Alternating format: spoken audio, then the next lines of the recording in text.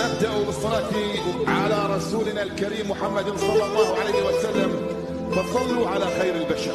اللهم صل وسلم وبارك على محمد وعلى آل محمد، رسولنا النبي الأمي المبعوث رحمة للعالمين، خاتم الأنبياء والمرسلين، نور هذه الأمة وضياؤها، وشفيعنا يوم الحساب. اللهم صل وسلم وبارك على سيدنا محمد تسليما طيبا كثيرا مباركا فيه. السلام عليكم، شلونكم؟ ان شاء الله تكونوا بألف خير يا ربي. طبعا بالبداية اعتذر لان تأخرت عنكم بالفيديو، بس عفوا الظروف اللي صارت، الزلزال واللي صارت، فالحمد لله على كل حال يا ربي. راح اكمل الفيديو وياكم ان شاء الله. هذا راح يكون اخر فيديو اللي هي حنة اخوي، وبنفس الوقت لقطات من الزواج اذا قدرت يعني اخلي لكم لقطات. هنا طبعا هذه الغرفة بعد ما جهزت صينية الحنة بالكامل، واكيد شفتوها بالفيديوهات السابقة. ومثل ما قلت لكم اذا تحبون تشوفون اعمال يدوية اكثر، زوروا قناة اعمال افكار يدوية، قناتي الاولى، الرابط بصندوق الوصف، واذا حابين اثبت لكم اياها باول تعليق. هنا طبعا هذه الغرفة غرفة صاج عراقي جابها، فجموا العمال شدوها ربطوها، فتعرفون اكيد بيها تراب فلازم امسحها. طبعا هنا أنا بلشت بالتنظيف انا وامي، بلشنا نمسحها من الداخل ومن الخارج ايضا. حتى راح احط هذا طبعا فرشات ما لقيت صراحة بوقتها الفرش اللي تنحط داخل الكنتور حتى نرتب الهدوم، فما لقيت. ومثل ما تكلمت بالفيديوهات السابقة اللي صار انه اخوي قدم موعد الزواج، تعرفون على مدة الدوام والاجازة، فقدم الموعد وصار يعني كل شيء بسرعة بسرعة، فماكو وقت انه ادور الفرشات اللي تنحط داخل الكنتور. طبعا جبنا الرول اللاصق الاستيكر، بس راح اخليه اقصه بدون ما افتح الاستيكر، يعني بين ما يعني هم عود يشوفون الفرشات. مثل ما تشوفون هنا انا مبلشة طبعا دا امسحن الكنتور كله، وراح تشوفون راح اقطع وياكم القطع اللي داخل الكنتور. تشوفون التراب، كمية التراب، فكلها لازم امسحها وانظفها واعقمها وابلش بالقص. هنا بعد ما مسحت الكنتور بالكامل، واكيد التسريحة او منزل التواليت احنا نسميه بالعراقي، والجرارات كلهن. هنا هذا اللاصق مثل ما تشوفون، طبعا هنا امي لازم بايدها حتى نبلش ناخذ القياسات ونبلش نقص. طبعا ايضا حبيت اشكركم على تعليقاتكم على الفيديو السابق. الحمد لله على كل حال. الله يرحم الناس اللي راحوا يا ربي، والشفاء العاجل للجرحى، امين يا رب العالمين. طبعا ايضا حبيت احكي لكم على اللي صار وياي بيوم اللي صار الزلزال. طبعا صار وياي في الموقف ايضا حبيت اسولف لكم اياه. طبعا انا دا اخذ القياسات، فراح اخذ القياسات وراح اقص اخليه بالكنتور على طبقات، وانا اسولف وياكم. طبعا احنا نصوم كل اثنين وخميس انا واهلي، الحمد لله والشكر.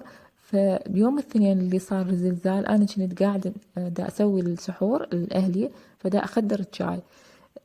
عندنا طبعا اللي تابعني من البداية يعرفون عندنا الببغاء، احنا نسميه سمسم الببغاء عندنا. فبهذا اليوم ما احكي لكم، قعدت انا دا اسوي السحور والببغاء قام يصيح وحتى يضرب نفسه بالقفص، يعني الصياحة بشكل مو طبيعي، يضرب روحه بالقفص. الصراحة أنا كلش خفت من عنده، وبوقتها يعني تعرفون سحور ويعني والقلوبات كلها مطفية، بس أنا فتحت قلوب المطبخ والممر، يعني بس بس القلوب اللي على الدرج، فالضوء كان خفيف، والببغاء أنا واقفة ما أعرف إيش بيه، بحيث جيت من المطبخ دا أشوفه بس الصياح اللي يصيح الببغاء ويضرب روحه بالقفص. والله بحيث يعني حتى رحت أكمل أخدر الشاي دا أسوي السحور، بحيث أحس هيك يعني فقدان توازن صار عندي، وصار عندي دوخة، بحيث رجعت للغرفة قلت لها لأختي قعدتها قلت لها بس قومي كملي السحور، لأنه ما أعرف شنو صار بيه من الخوف من الشفتة من الببغاء صياحة ويضرب روحه بالقفص، وأنا أحس الدنيا افترت بيه، حتى فقدان توازن. يعني حتى قلت لها ما أعرف إيش بيه، ما أقدر أوقف.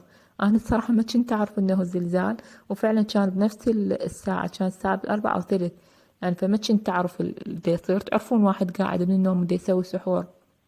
المهم سحرنا، فاحنا وقاعدين على السحور والله قاعدة اسولف ويا والدي، قلت له بابا هذا الببغاء يعني بيعة، يعني اللي سواه هسه مو طبيعي، الصياحة ويضرب روحه بالقفص. وهو ايضا تعرفون يعني واحد من الخوف كل شيء يحكي، هو ايضا بصراحة بس واحد تقرب عنه يعني من نوع اللي ينقر، واصلا هو ما دا يحكي، فمن الخوف قلت له بابا بيعة، يعني لو تعرف هسه ايش سوى بي. اختي هم كانت تقول لي انا هم سمعت، حس صوته كان عادي ما اعرف ايش بيه، يعني هي كانت تقعد على صوته، الصوت اللي سواه ويضرب روحه بالقفص. ف يعني سبحان الله. ايضا انا قرأت منشور على التيك توك أو شفت فيديو عفوا على التيك توك، يعني الحيوانات. طبعا بس أشوفكم هنا طبعا ترتيب ملابس أخويا، كنا نرتب هنا أنا وأمي.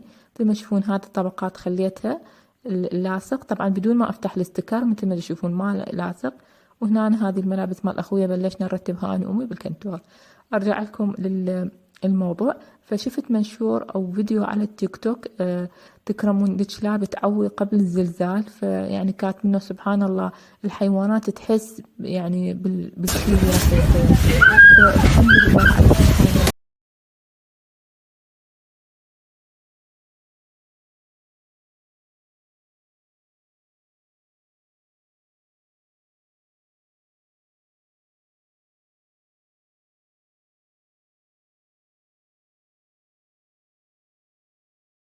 واحدة أبيض شوية ناصع ثلجي ما فيها. عندي نفس هاي بعد، عندي نفس هاي.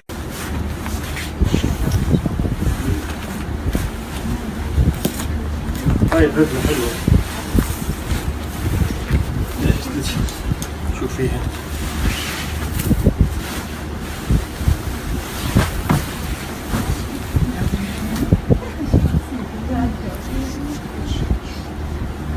كلش حلوة.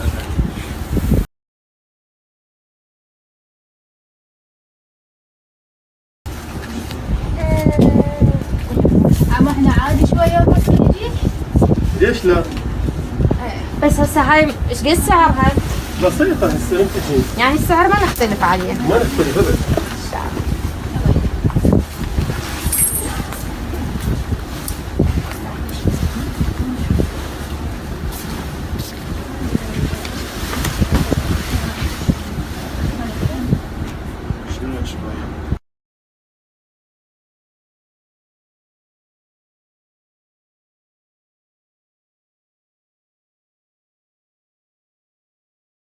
وهنا أنا حبيت أشوفكم شغلات الحنة، القلاصات الكاسات مثل ما تشوفون. التزيين طبعا هذه حتى هذه المراية بس مكسورة، ما أعرف يعني ليش حاطها. المهم هذه هي الشغلات اللي كانت موجودة بالمحل. الصراحة أخوي بد ما عجبته، يعني أنا شت دا أشتغل بالحنة يعني بالحنة مالته بس ما عجبته. والحمد لله كلش عجبتهم طبعا الشغل. وبالمناسبة يعني اللي يتابع الفيديو أول مرة أو يتابع قناتي أول مرة أقول لكم أهلا وسهلا، نورتوني. وإذا مشتركين بالقناة اشتركوا، فعلوا جرس الإشعارات خلوا على الكل، وأكيد خلوا لايك لهذا الفيديو. هذا زواج أخويا طبعا صار بشهر 10 2022. ليش ما نزلته لحد الآن؟ طبعا صادف صار وفاة إبراهيم بن أخويا عمره 6 أيام، فتوفى إلى رحمة الله، إن شاء الله يا رب طير من طيور الجنة. فلذلك توقفت عن تنزيل الفيديوهات، والبنات طلبوا من عندي أنزل الفيديوهات حنة أخويا وزواجه، فحبيت أنزلكم إياها. هاي توضيح فقط للمتابعين الجدد. هنا طبعا بعد ما شوفتكم الصينية، صينية الحنة، هنا أنا وأخويا أنا دا أخذ جولة بالمحل. فالعروسة طبعا دخلت تقيس البدلة، وأخويا دي يعني دا يريد يختار المسكة، يعني دا يقول لي هدني حلوات أو لا. فأنا يعني دا يشوفني إياهن، ما تشوفون قاعد يأشر يقول لي هاي حلوة وديش حلوة. أكيد طبعا هي من تطلع العروسة هي اللي تختارها، بس هو عنده يشوفهن، دا يسأل أبو المحل عنده غير هذني التشكيلة مال مسكات موجودة أو لا. بالنسبة للبدلات تعرفون كلهن مغلفات على مود التراب، بس هذني فتحهم يعني هذني اللي شفناها.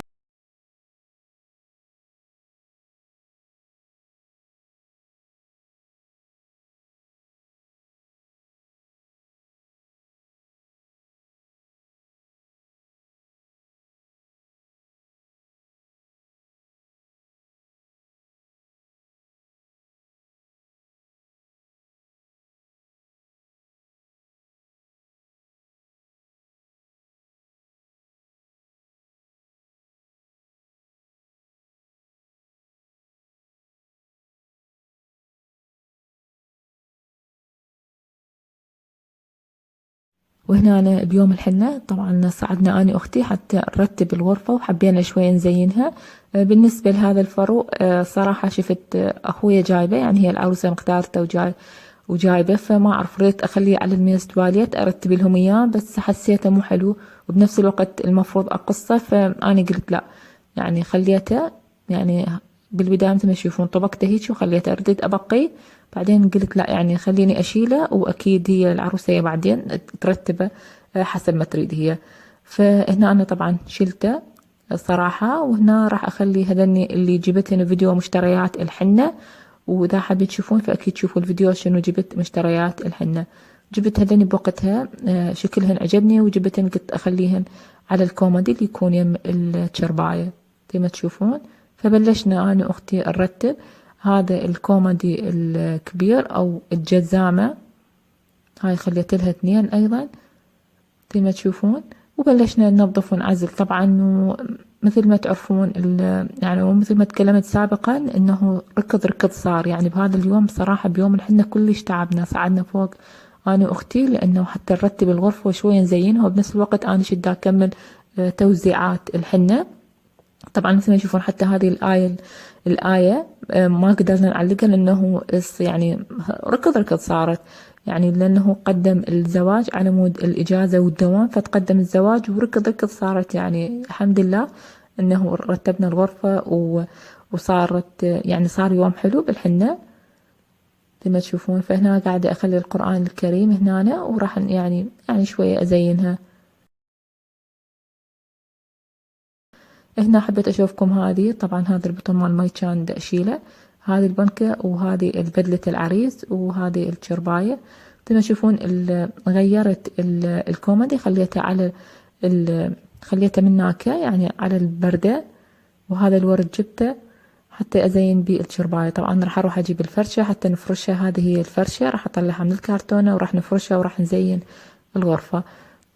لما تشوفون تزيين بسيط، يعني راح اخلي القرآن الكريم وراح اخلي اوراق الورد، وبنفس الوقت راح اخلي الشوكليت.